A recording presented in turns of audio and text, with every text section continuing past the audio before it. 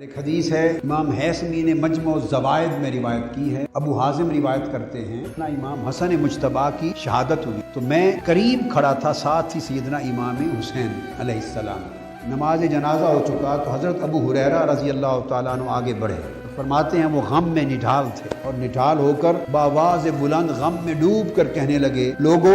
نبی کے شہزادے حسن کو زمین میں دفن کرو گے اور پھر اس کے اوپر مٹی ڈالو گے؟ مدینہ پاک میں حضرت ابو ہریرہ کہہ رہے ہیں، یہ کہہ کر حالت غم میں فرمانے لگے، خدا کی قسم میں نے اپنے کانوں سے سنا ہے، جس نے اس سے محبت کی اس نے مجھ سے محبت کی۔ ایک کیفیت تھی، وہ غم میں نڈھال ہو گئے تھے، جذبات میں بے قابو تھے، اس کیفیت میں انہوں نے جملہ فرمایا۔ اس سے یہ پتہ چلا کہ حسنین کریمین کے غم میں نڈھال ہو جانا اور غلبہ غم میں ان کی یاد میں ایسے جملوں کا کہنا جس سے غم کی بنیاد پہ محبت کا اظہار بھی ہو اور غم و محبت میں اضافہ بھی ہو، یہ سنت صحابہ ہے۔